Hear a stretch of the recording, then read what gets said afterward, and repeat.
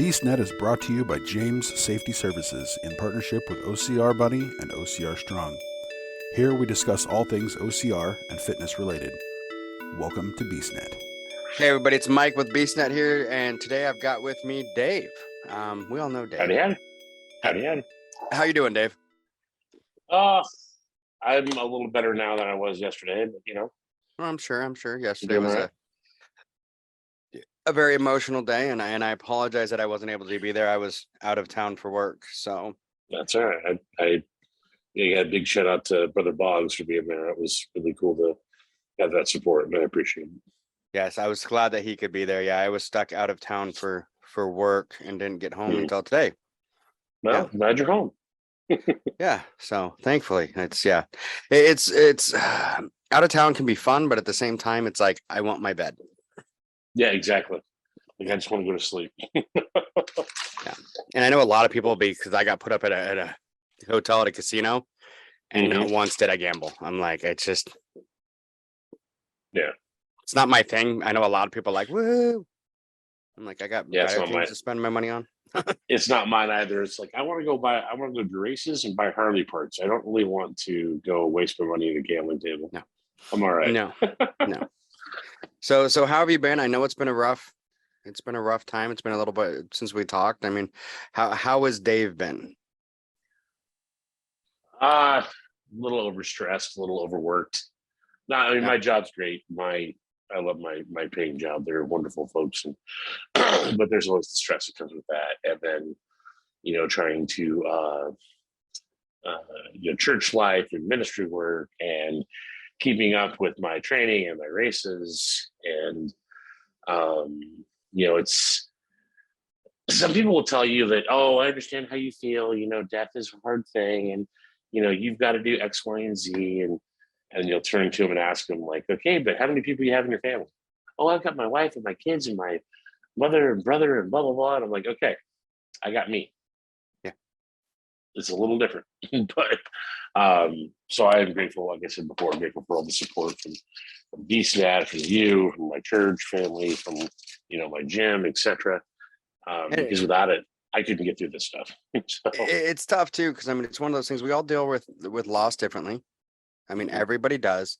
And like you said, I mean, some of us have bigger support systems than others. I mean, it's like for me, I mean, I'm the youngest of 6 kids, but at the same time, I feel alone as can be because I don't talk to any of them anymore. I don't do much with any of them because none of them are supportive. So kind of one of those things. Sometimes it's, you got to look to it like, who's supporting you?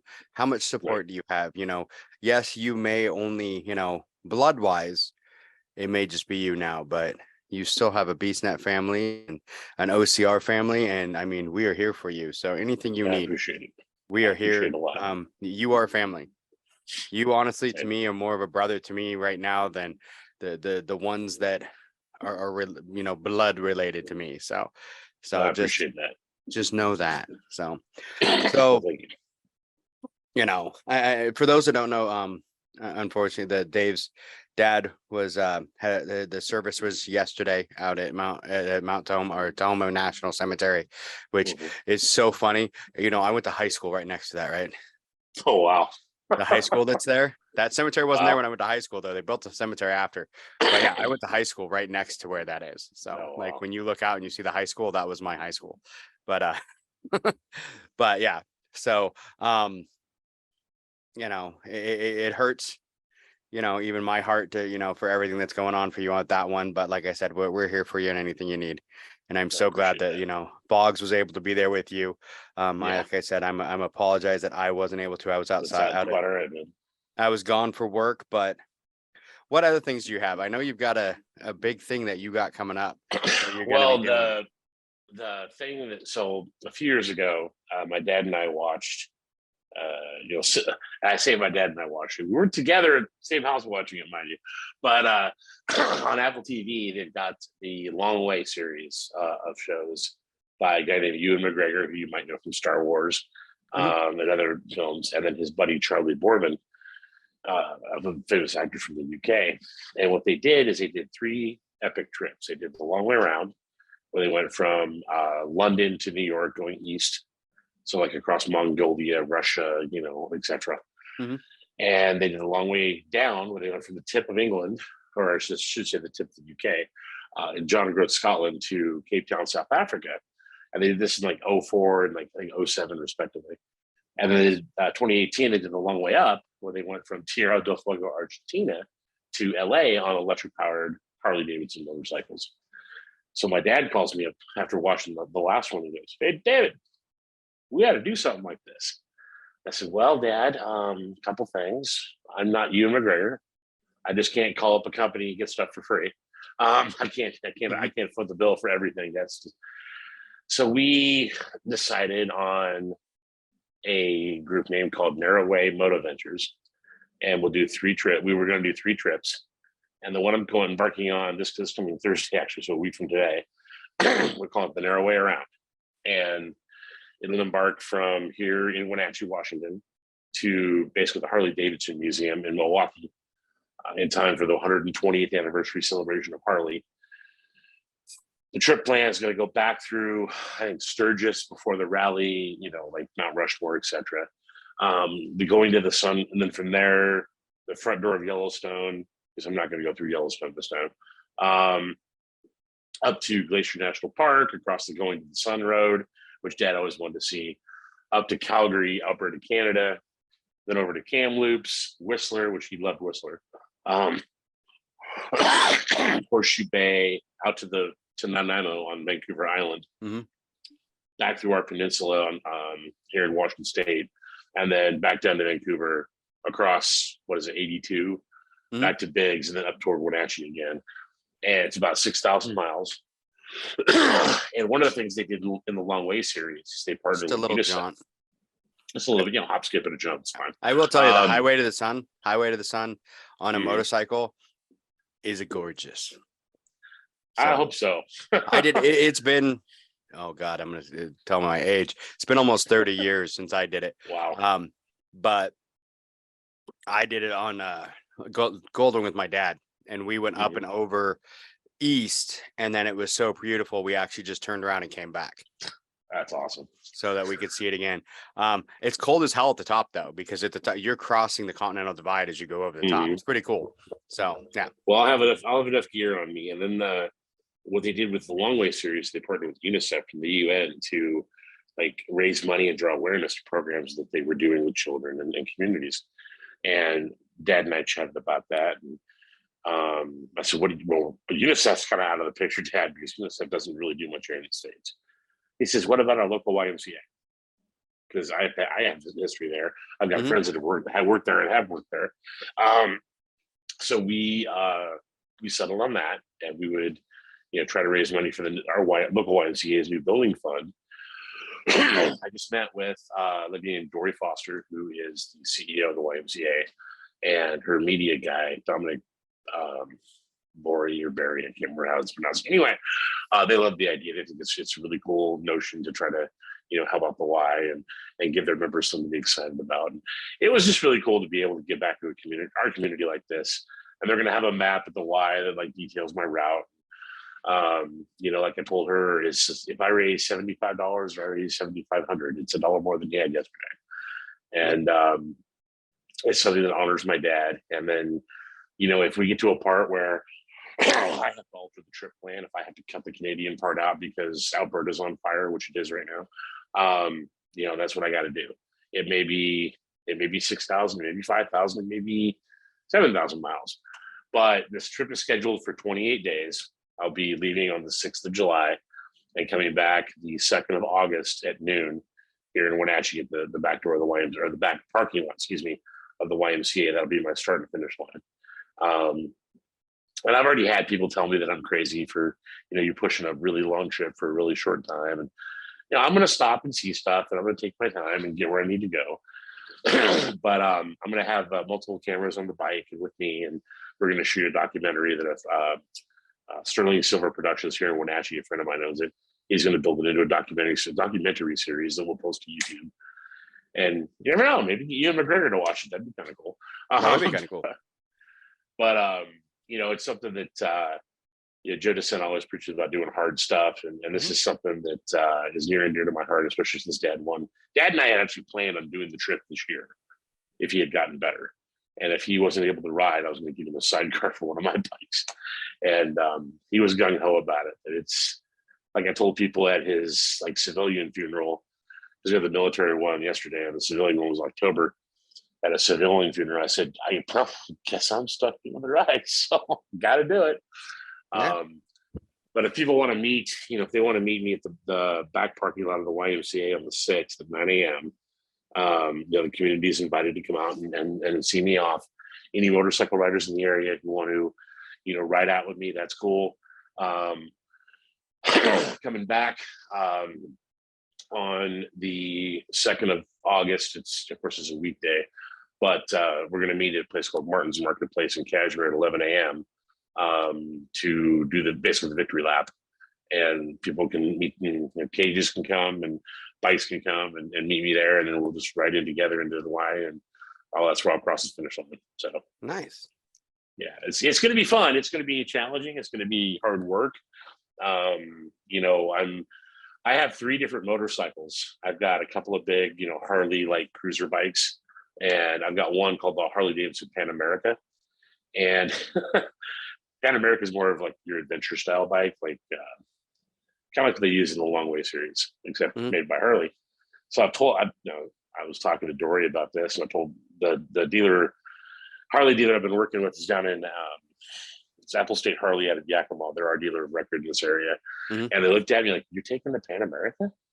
Why?" I said, "Well, the bike can be overloaded because it's built for that. I don't know what the road conditions are going to be because I've never done this kind of trip before. I don't even know where I'm going to stay most of the time until I get where I'm going." And I said, "This would be funny if my father, who was 125 pounds on a good day, would laugh at his 300-pound weightlifting OCR running son on the back of a rather small bike riding across the country. He'd find that hilarious." So it's like, it's Dad's last hurrah. There we go. So yeah, well, go ahead. I mean, it's amazing. I commend you. I mean, it's one of those things. As someone who rode bikes, I mean, it's been a long time since I owned a bike, but I did for years. That kind of trip is brutal. It can be tough on your back and your body, but it can be amazing at the same time.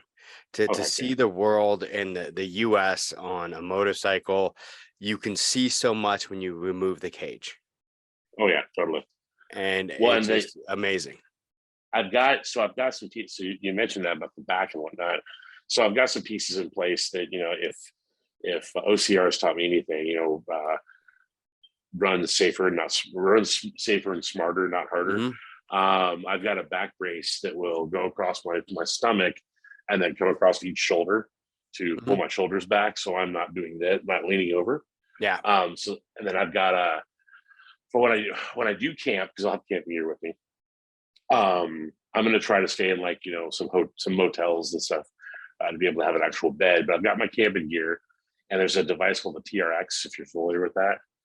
I've got a TRX strap with me so I can hook it up to a tree and do workouts and stuff. And I've got a map of Planet Fitnesses, and people have asked me, "Are you taking a break for a month from your workouts?" I'm like, "No, I need to keep going." Yeah.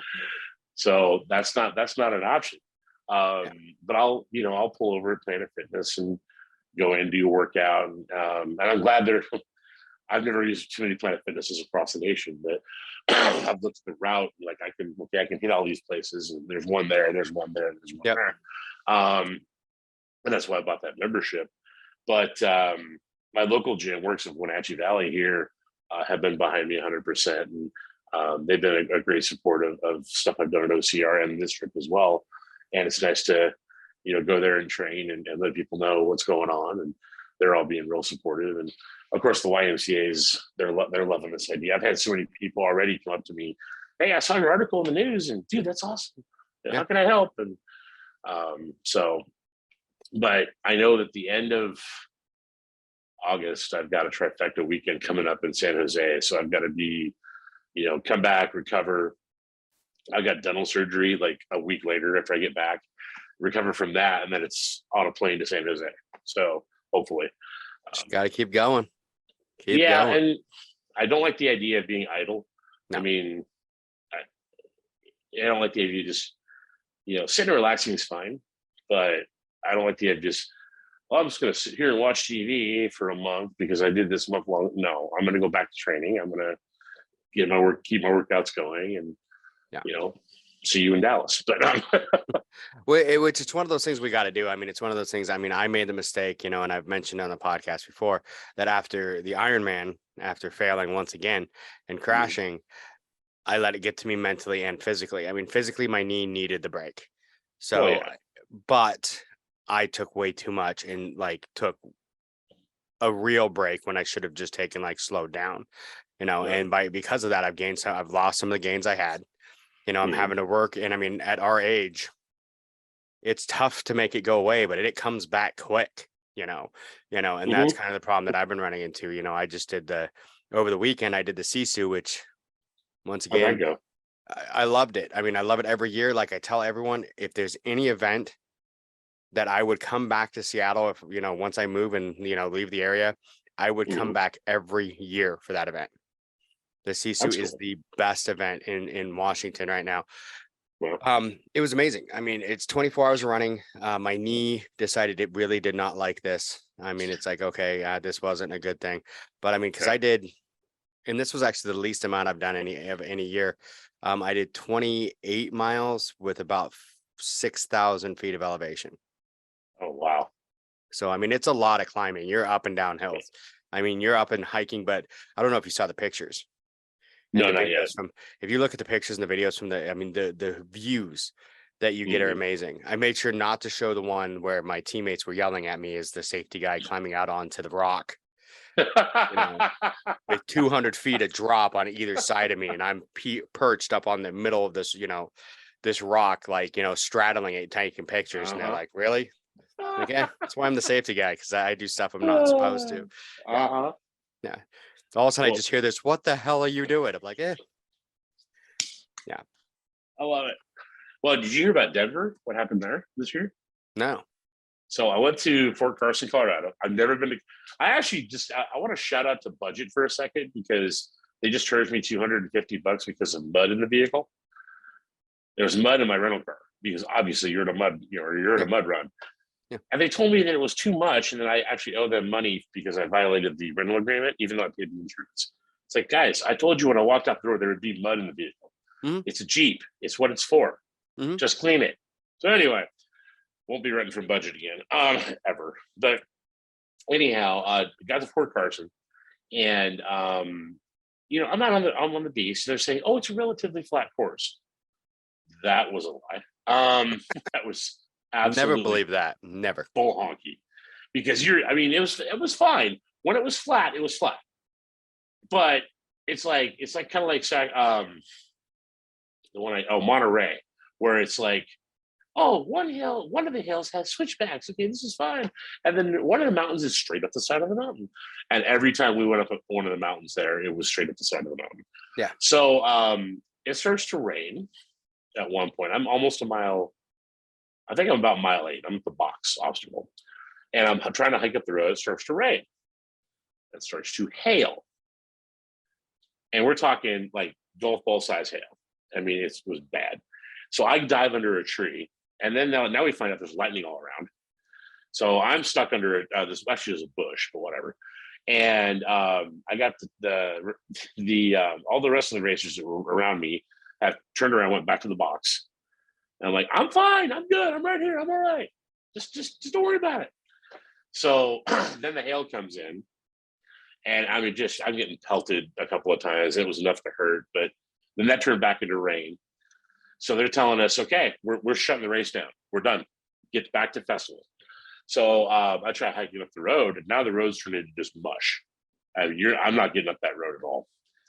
So I turned around, hiked back to the box, and the 2 poor volunteers, which those guys were awesome, were there. And they said, well, if you have enough strength, get back to festival. I said, send a truck. You guys stop me. I'm not moving. I'm not going to be able to get back to festival.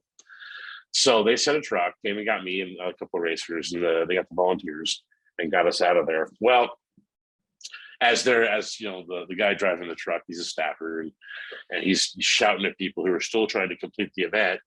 Get back to festival. The race is shut down. We can get our medal, right? No, go back to festival. Well, anyway, so first time, want the medal. yeah. Well, first time I'd ever seen that.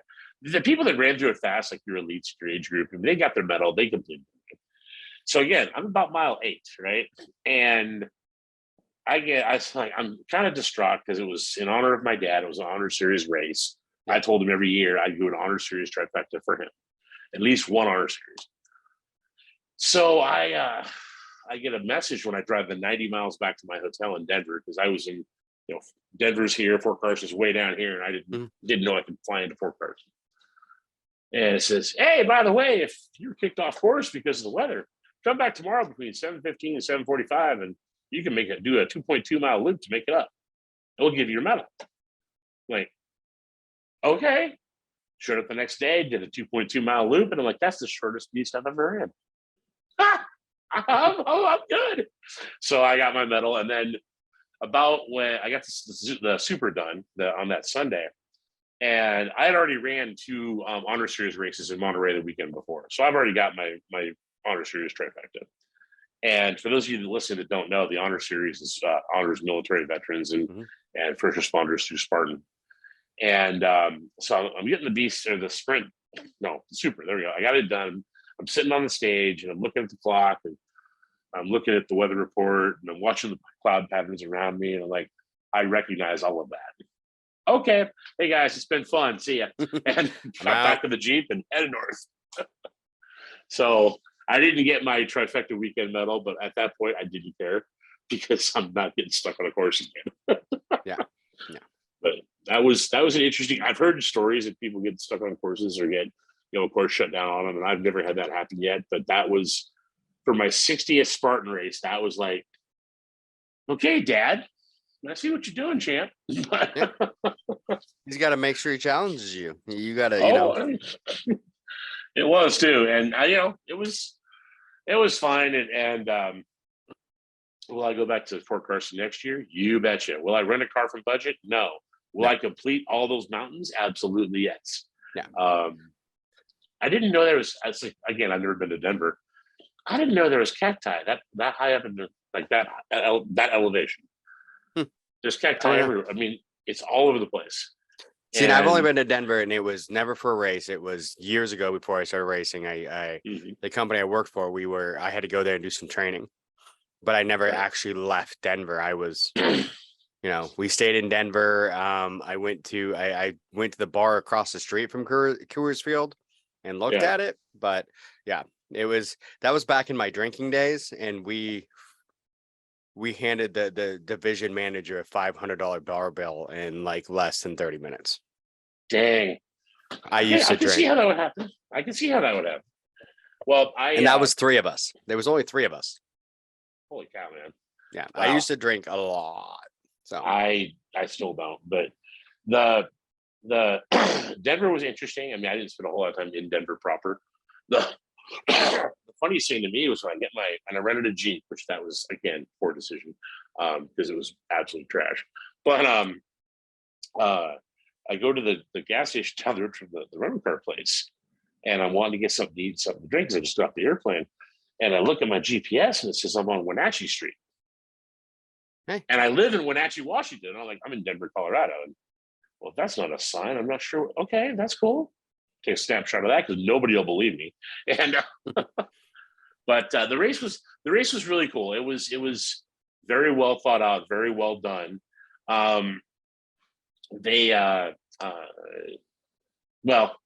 it's kind of funny because you get to that first down the mountain kind of thing, and it's literally down the mountain. It's just, it's nice and steep down this mountain.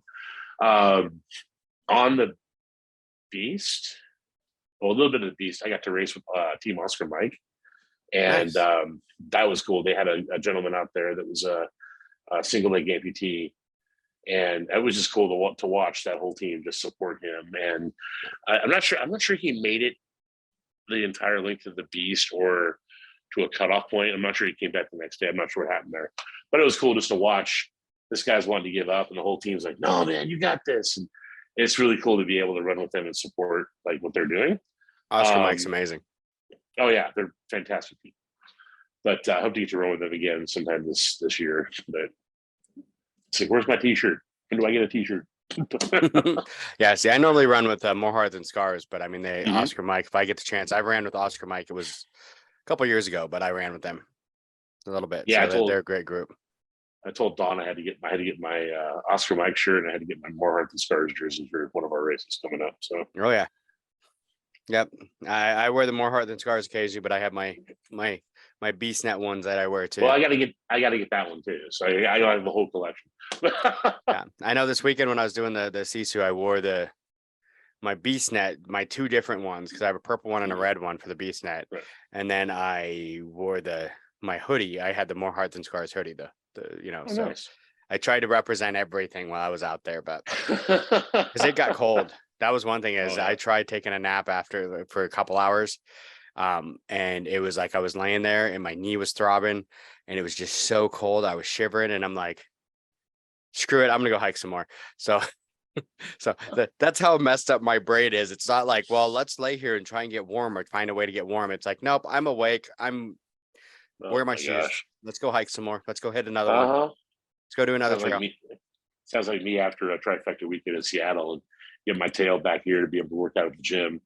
Like, Dave, you just got back from. Like, yeah, I did.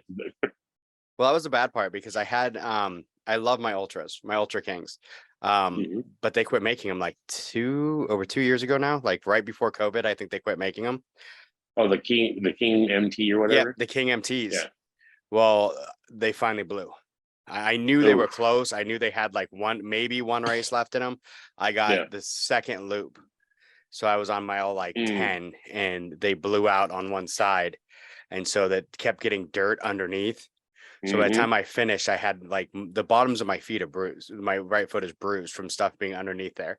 So I was like the last probably 15 miles or so, I was hiking and going up with like the bottom of my feet were bruised. So Monday, like this week, I've been gone all week. I was teaching in Anacortes and I usually pace when I teach, and I was teaching 10-hour days because I taught a 40-hour class in 4 days. So I was teaching 10-hour days. And you were pacing, were you? Not much. I was the first 2 days I was sitting down. I got this like feet things that you could get that were like these wraps that you put on your feet that like you feel great or whatever, like Dr. Scholl's, whatever. They work really well actually. So I was using those at night in the hotel room. And then by today I was able to walk, and I'm supposed to be golfing 18 holes tomorrow. So we'll see how the feet feel then. So well, one thing I ran into in Fort Carson, I bought a pair of Brooks because one thing I ran into in Monterey, no, it was Phoenix. I went to a Fleet Feet store, and I explained what's going on. Like, here's what's happening to my feet, and the guy says, "You're not wearing wide enough shoes. Like, simply put, you need to fix your shoes." So he put me into a pair of Brooks, regular shoes, and then like the OCR style trail shoes. And those Brooks, I used them on the Fort Carson race, and they felt amazing until I hit a rock. Because once you hit a rock and you're like the arch of your foot and kind of thing, I felt the whole thing just jam right up my leg. Yeah. And I don't have plantar fasciitis. I've already proven I don't have that. So I did a little research, and the Brooks don't have a rock plate in the shoe. Whereas La Sportiva, I think they're French made if I remember right, they make a wide shoe, and they have a full length rock plate on the entirety of the shoe, but the shoe can still bend and whatnot. So I bought a pair of those just as a test, and I'm going to use those this weekend in Portland for Rugged Maniac. Rugged Maniacs, I mean, there's nothing really, you're not going to run into a bunch of rocks there, but we'll give them a beta test. Fun. Yeah. I'm hoping to get, so I was talking to my buddy going with me. Last year we got 2 laps in. We tried to mount up for the 3rd lap, and they told us, "Oh, you're too late. It's cut off time." Yeah. Well, they cut it off like 30 minutes before the last wave was supposed to go out. So instead of being out at 1, they cut the last wave off at 12:30. So what I'm going to do is I'm going to go to them. I'm going to get there like 7 a.m. on race day on Saturday and politely explain to them what I'm doing and why I'm doing it and why I want 3 laps, because I made a promise to Dad.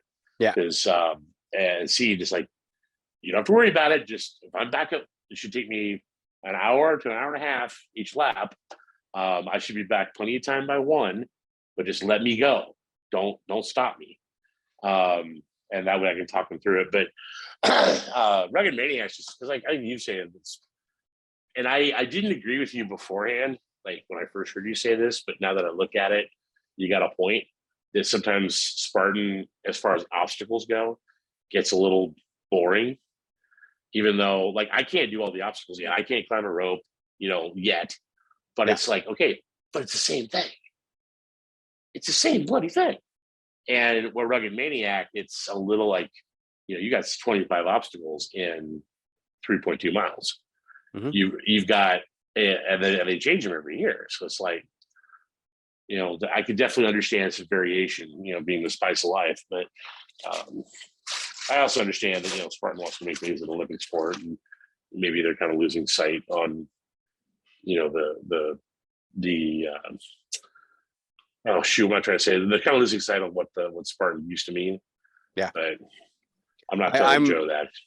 I'm going to be, and I'll be honest, and it's one of those things, and I mean, I know I'm going to have listeners that are going to get mad at me for this.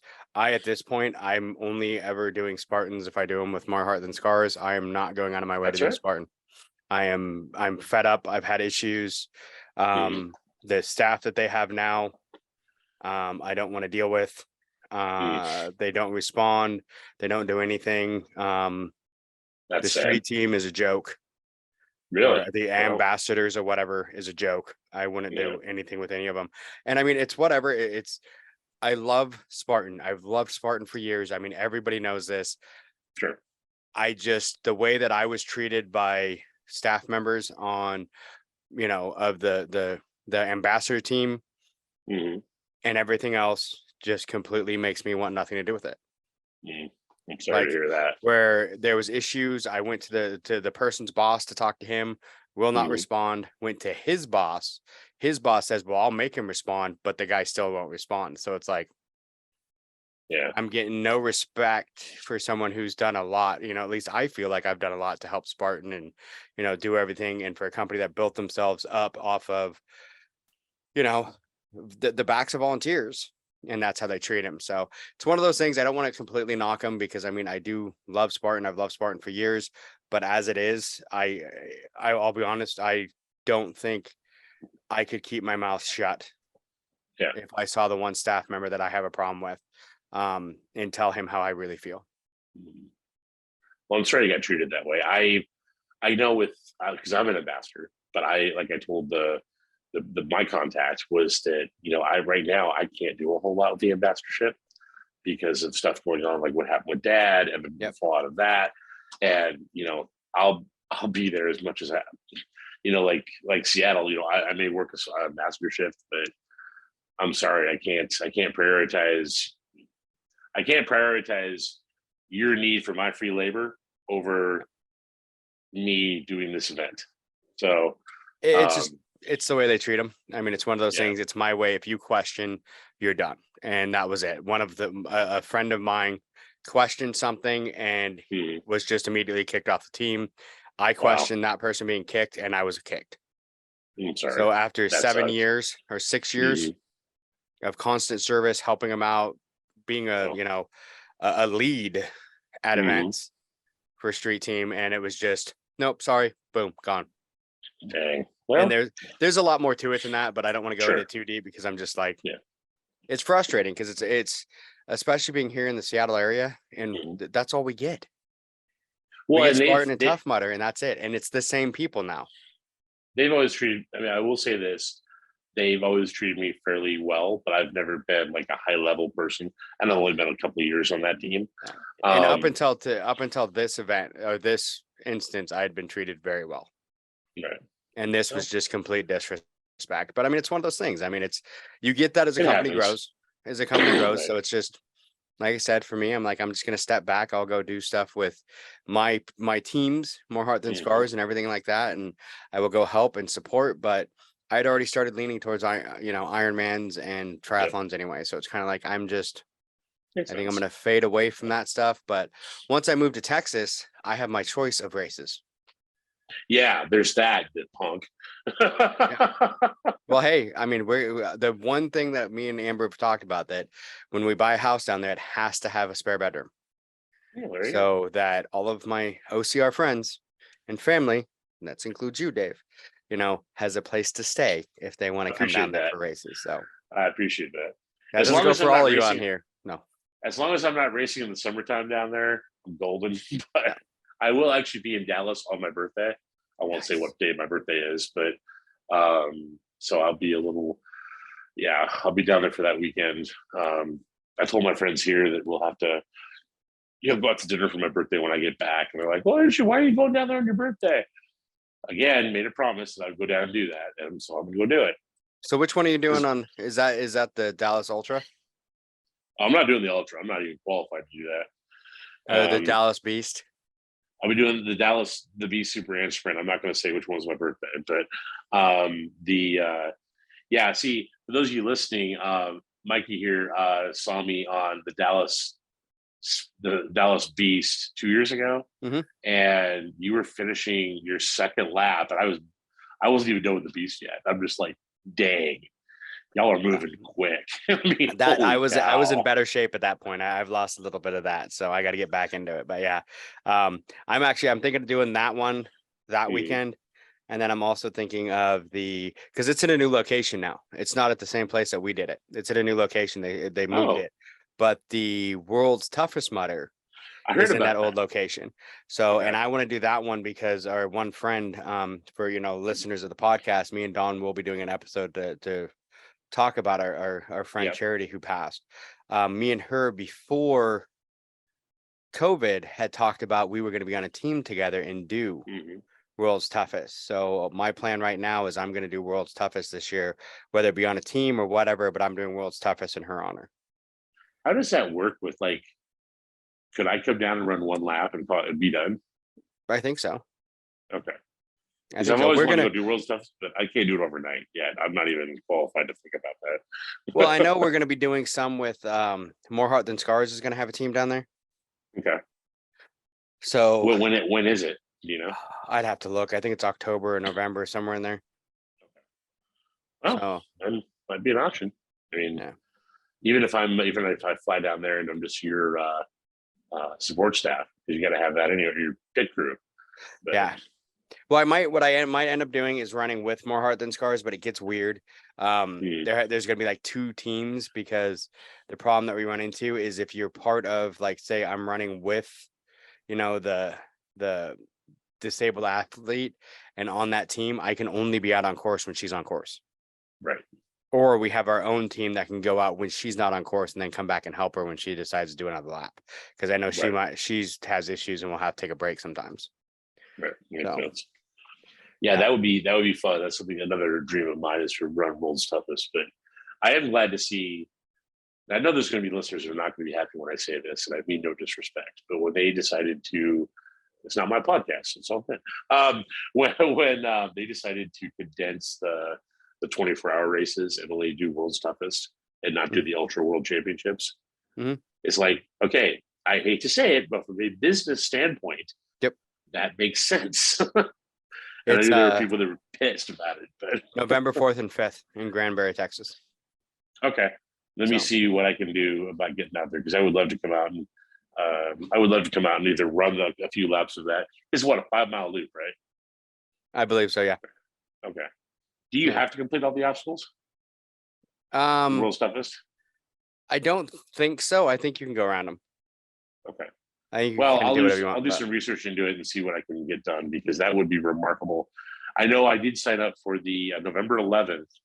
I did sign up for a stadium race in Boston, because I really want to go see I really kind of want to go see the farm, but I'm not going to spend much time to do that. Yeah. But I do want to go run Fenway Park, and then I'm looking at the time of year. It's like it's middle of November, Dave.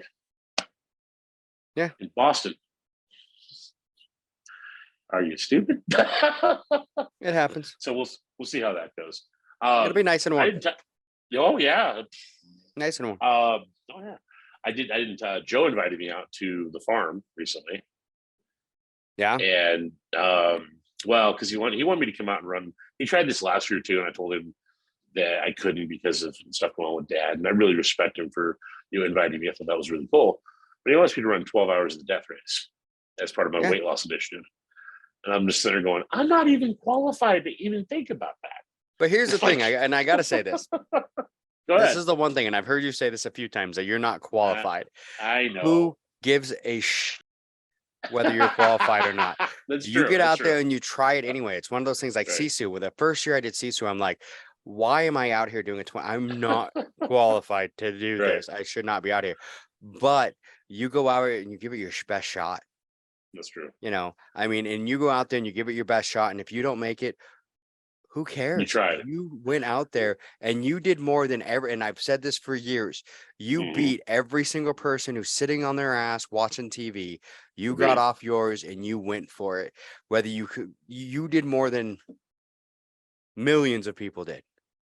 Well, it's the same reason I love Hurricane Heat, even though I haven't gotten to run one. I got injured at Deca Mile. My left arm got injured, so I had like a bunch of weakness and crap in it. I did complete the Deca trifecta this year, though, the second year in a row. But so shout out to Yancey Cole for making a really dope event. But when I went to Monterey, I emailed Andy Hardy and said, I can't be in the Hurricane Heat because of doctor's orders, but can I come take pictures? And that's why I love Hurricane Heat, because it's you get to bust your butt. If you fail, you fail, but if you stick through it, you're going to succeed. And I never met Andy before. I just friended her on Facebook a couple of years ago. Oh, Andy's amazing.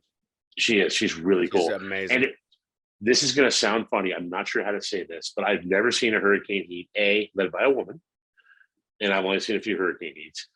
But both Crypteas at this Hurricane Heat were women, and it was really cool. It was a really cool event, and it was really cool to see.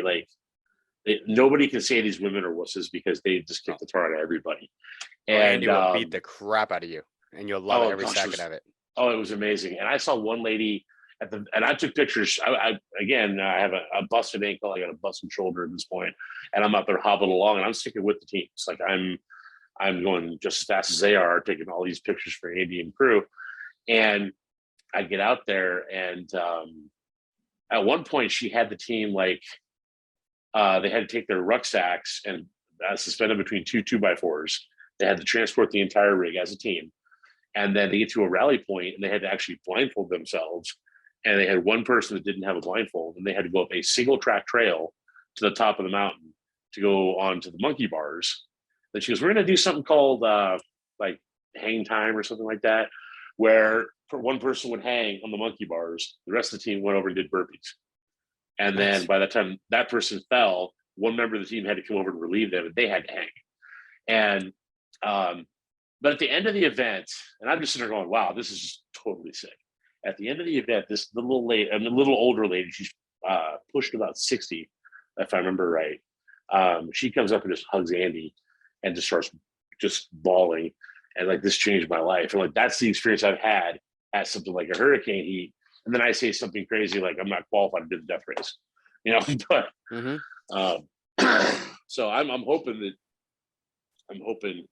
that Joe will invite me back out next year. Hopefully. The winter death race I don't want a part of. I don't even want to do that. Does not sound it's one of those things, and I think it's one of those from when I was at my biggest and still doing Spartan races, and I had so many people looking at me like, you shouldn't be out here. And I'm like, I don't care. You know how many people I've had to tell this was not my first race? I don't care what you think, whether I should be out here or not. I'm doing this anyway. It's like when I did when I ran my first marathon, I did it at over 300 pounds. And everyone's like, what are you doing? I'm like, I told myself I would run one of these before I turned 40. My birthday's in 6 days. Dang. So this is it. So I'm doing it, Right. and I did it. And I mean, I was so happy though, because I had my good friend Emily, who I love, and Dawn, Boggs, they started with me. Mile 13, Emily was sick. She'd been battling the flu up to that point, and she's just like, I can't. And I'm like, oh, thank you for at least starting with me and getting me going and keeping me motivated. About mile 23, Dawn's back started seizing. And I'm looking at him and I'm like, dude, I want to help you. I want to, but if I stop moving now, I can't. I'm not going to be able to continue. So I'm like, and he's like, you just need to go. This was for you to finish. This wasn't for anybody else. So, I mean, I pushed and I had people like, I was last. I was it. You know, it just kept reminding me of that movie, Run Fat Boy Run. I'm the last one out there. They're literally taking apart the race course in front of me. You know, and I mean, I even had one of the like, you know, the helpers or whatever that, you know, the marshals that was following me, making sure I was good, like in her car, like, do you just want me to give you a ride to the finish? No, I'm good. And I'm like, no, I'm finishing this. I am doing this. I said I was going to do it. And that's one of the hardest things sometimes is when getting out of your own head, because everyone around you is like, you can't do this. You're too big for this. You're not in the shape for this. You can't do this right. And I'm like, you know, and sorry, Don, you're going to have to edit this, but go fuck yourself. I'm doing this anyway. I'm doing what I'm doing it. Whether you think I'm in the right shape or not, I don't care. Whether you think I'm qualified for this or not, I don't care. That's you know, true. and we have a good friend that's, you know, one of the trainers that twice now has told me that I was not ready for an event. And I just looked at him and said, shut up and get out of my way. Watch me. Yeah. Watch me. I'm going to do this anyway. Well, I had a couple people out at Fort Collins that they were making comments like that. And I'm like, because they're looking and they're talking to me about, you know, is this your first race? Blah, blah, blah. I'm like, no, this is race number 59. Just Spartan race number 59. Yeah. And they're like, wait, what? I'm like, yeah, I had one lady that on the super that dang near just, I mean, dropped her jaw. I'm like, Spartan race 60, here we go. 60? Like, yeah, absolutely. And she's like, wow, that's not including Tough Mudder, Rugged Maniac, Warrior Dash, Bloomsday, freaking, you know, everything else. Mud Factor, whatever else I've done. And she's just like, damn, well, you know, just because I'm bigger than you are doesn't mean I can't do this. No, and that's it. I mean, people get that in their head that you have to look like, you know, like some of the top racers to be able to get out there and do this. No, you just have to have the drive. You just have to go out and do it. And I mean, I would be one of those things. I mean, if Dave was, or, you know, if Joe DeSena was to send me a message right now saying, here's a plane ticket, fly out to Vermont, go for the death race. He'll probably never do that part. He'll invite you to the death race, but he won't fly your ticket. Yeah. But if I had to come fly out and do the death race, why not? I mean, am I going to finish? Probably not. No. But am I going to go for it and give it my all until like the last part of me says you're done? And then I'm going to do a little bit more. Yeah. I mean, I'm going to be one of those ones where to ring that bell, you know, because I can't remember how it is. I know it used to be that you rang the bell when you quit. Somebody's going to have to ring the bell for me. Right. Because I ain't doing it. I'm not going to ring the bell saying I'm out. No. Which, by the way, I have that bell in my garage. But I do. I actually have the bell from a couple of the like Agogies a couple of years ago. I have the bell. Oh my God, I love it. So, I love it. Yeah. Don't ask how I got it. You know where they stole that from, don't you? That idea? Navy SEAL training. Oh yeah. Yep. I have it in my garage. It's from the top of like someone cut it out. I think it was Dave cut it out from the top of a cylinder. Oh my gosh, that's fun. But it's sitting in my garage. So we got to hold on to that. Yeah, like I said, don't ask where I get my hands on these I don't want to know. But I get some pretty cool stuff sometimes. Wow. So.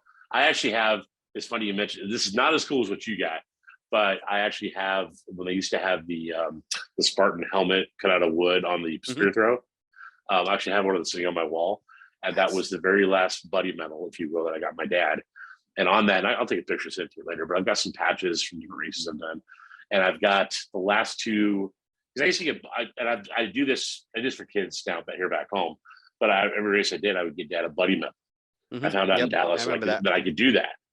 And on this thing here, this Spartan helmet, I actually have the last two trifectas from 2021 and 2022 that dad got to have in his room there at the hospital. And that'll stay there until this place burns down or I move or whatever, and it'll get put back up later. But that's for dad. And people have asked me about it. I'm like, just don't even.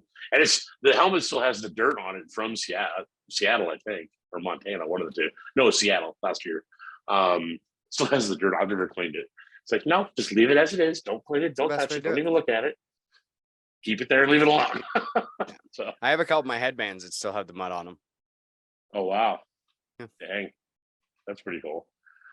What sucks is when you go to I had to apologize to Doubletree in Denver because I come back in as I come in, check in, I said, okay, I'm doing Spartan race. Oh yeah, Spartan in Fort Carson. Yes. I'll be doing the Spartan race this weekend. I will apologize now. There may be some mud on the floor of the room, of me getting to the room. I will try to clean up myself as best I can. So after the beast, I walked back in. I got my gear still on. This lady who was just dressed to the nines, or she looked, she's going out for the evening, looks at me and I just love your shirt. Like, thank you, ma'am. Well, why are you so dirty? What have you been doing? And I explained it to her about Spartan races. And I feel bad about walking through the hotel like this. She goes, oh, honey, don't worry. They have cleaning staff. It's fine. So I get to the elevator, go to my room, change, whatnot. By the time I checked out Monday morning, because I had like a 0500 flight, 5 a.m. flight. And I'm checking out at 2 o'clock in the morning after not sleeping. And I go downstairs and okay, to let you know, some of your towels have mud on them. There's mud on the floor of your bathroom. There's no mud in the bedroom area and the living room area, but your tub is going to need to be cleaned because it's muddy. I'm sorry. And they were totally cool with it, but it was just, they were just like, why is there so much mud? It's what I've been doing all weekend. Spartan race. Yeah. Yeah. But yeah, too much fun. Oh yeah, that's what it's all about. Well, speaking about quitting, not quitting, that's one thing I was looking at this trip of, there's people think I can't do it. There's people that think that, Dave, you've never ridden that far. Like, well, I did 2,500 miles on one motorcycle ride a few years ago, and then got home, spent the night at home, turned around, hopped on the other bike, did another 1,500 miles for fun. And I also rode from Camp Pendleton, California to 72 miles south of Bend, Oregon, which is 972 miles in 14 and a half hours. So I think I'm pretty well versed sitting on a motorcycle. You'll be fine. Oh yeah, it'll be a challenge. It'll be worth it, and it'll be, I intend to complete the route that I've set forth. But like I told people, I had people at my church question me what I'm doing. Like, this is something that I made a promise. This is something I intend to go do, and unless the motorcycle disintegrates underneath me, by the grace of God, I'm going to complete it. Yeah, and cool. Nothing else is acceptable. The one thing I could see you having an issue with, which sounds like you've ridden the bike enough that you shouldn't have a problem with this, is the saddle sores. But oh yeah, you know how to take care of that. You know what to do. So it's kind of, this isn't your first rodeo, and it's one of those things I think a lot of people forget. They're like, oh, you've never ridden that far before. Not in one shot, but if you add together all the other stuff you've done, you've been close. I've ridden. You've ridden. This isn't like you just suddenly said, you know what, I'm going to go buy a bike tomorrow and ride 6,000 miles, which I've heard people do. That would be a problem. But it's like, well, the nice thing about the Pan America too is it's an adventure bike, so I can actually stand on the foot pegs and ride. Nice. And that's where you can't do that on my other Harleys. And it's like, I'll take care of the saddle sores. Will be fine. I'll take care of that. I don't have, my feet aren't out in front of me like on the regular Harleys. They're more like dual sport riding position. So stretch your legs and make sure you get off and rest every now and then. If you get to a point, like I'm looking at, I'll go to Boise the first day, which is about a 420 mile day, which, I'll be able to do. And the next day is to get to Salt Lake, and then Salt Lake toward Denver. And then I'll make a decision, where I go, if I go I-80 or I-70, which I'll probably go I-80 because it's asphalt. But if I make it to, if I don't make it all the way to Denver from Salt Lake, I make it to Rollins, Wyoming, I'll pull over and find a cheap motel room or a campsite and call it good. And I don't have to do 500-mile days. No. But like I was telling, the crew here, my mission is to go see the Harley Museum. And that's what Dad wanted to see above everything. I emailed the CEO, CFO, and Chief Marketing Officer of Harley. And then I actually called the Harley Museum and told them what was going on. They're like, we can't wait to meet you. I'm like, cool. All right. So, and I actually asked Joe if I could advertise Spartan a little bit and Decafit and Tough Mudder in my my documentary that we're shooting. And he's like, one word, awesome. Like, cool. Yeah. Thanks, bud. Well, and you know how it is. Anything you need from us to help with that documentary or help with whatever, you got it. Get me some BeastNet commercials, like just 30-second clippets that we can insert in the documentary. Oh, we can do that even with, because Don uses this video, so we can even use a video of you doing this. So I mean, yeah, we can. Oh yeah, we'll take that too. With the whole Deadpool behind me. Oh, I love digging the Deadpool. Mm-hmm. But the anybody that's like, I know what I'd love to do. I'll get you guys permission to do this. Is actually put BeastNet as a partner of the expedition. You have on my the website. permission. Thank right you. Now. So I'll grab the BeastNet logo and just dump it on there. Thanks to all our partners, BeastNet, Appleseed, Harley Davidson, Wenatchee Valley YMCA, Works of Wenatchee, yada yada yada. Like I said, whatever you need from BeastNet, you are family. We are here. I appreciate it.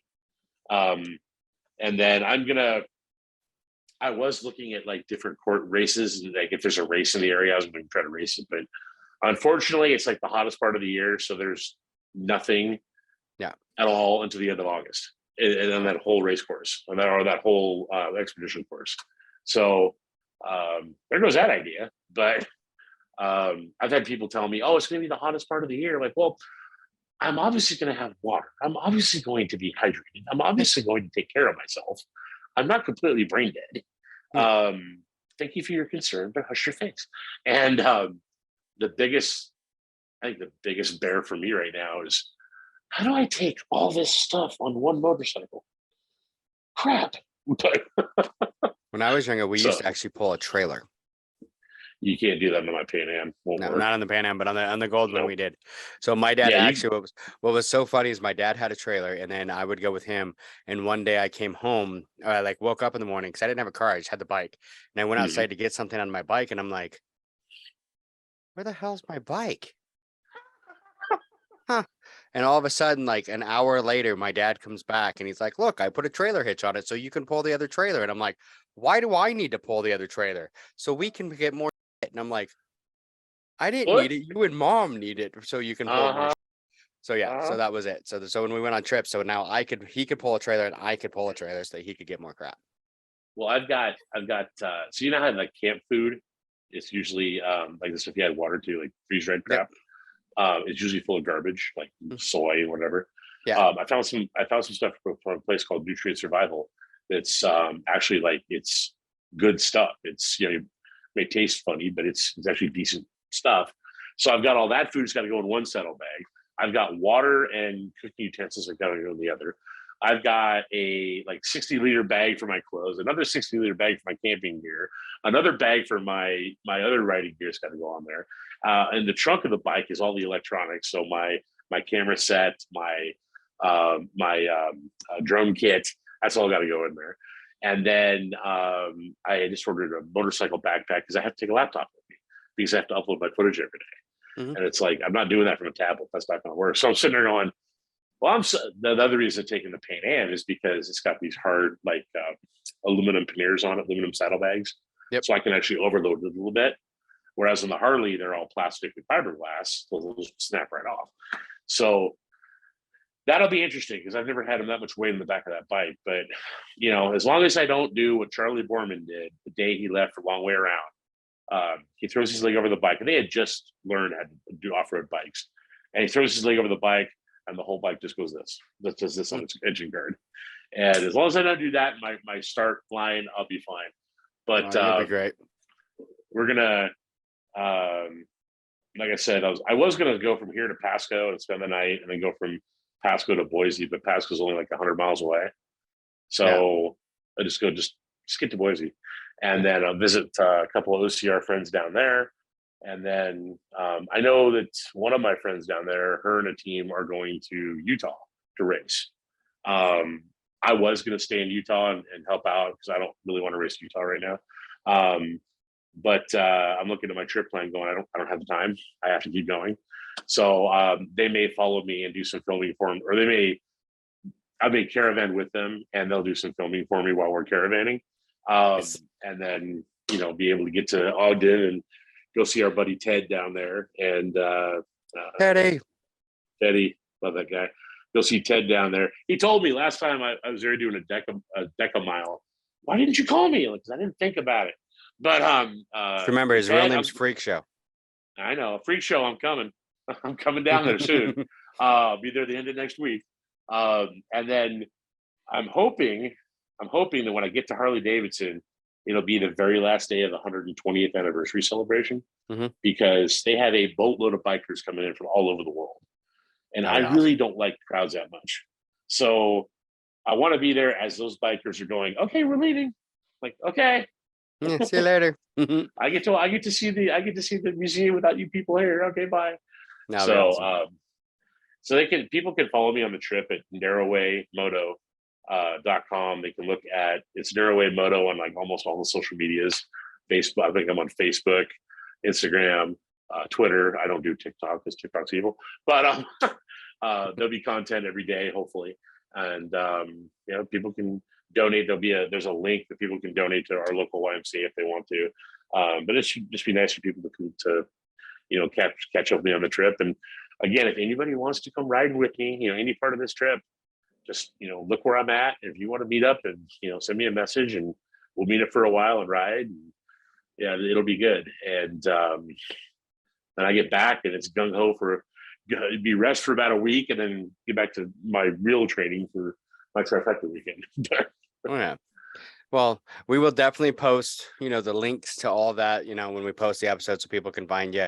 The best of luck. I mean, you're going to do amazing. Thanks. If you need anything along the way, you know how to find me. I mean, you are Yes, family. sir. We will help you any way we can. So, But appreciate you, brother. We're getting close to that hour mark, so I should probably let you go. Yep. Anything you want to tell our listeners in closing? Don't quit. No matter what happens, no matter what people say to you, no matter what people try to make you feel, don't quit, because quitting is never an option. No, it's not. Quitting is never an option. Just pound through, keep going. No matter what anybody says, you're good enough. You can do this. And you're qualified. You are qualified. And the second you say you're not qualified for something, that's when you should be doing it, because God damn it, you are. Hoorah. Hoorah. All right, brother. Catch you later. Bye. Thanks for listening to the BeastNet podcast. If you haven't done it yet, find us on Facebook, like and share the podcast. Give us a review on iTunes or Spotify. All these things will help to expand the show in the future. Don't forget to subscribe and let us know what you think and what you'd like to hear.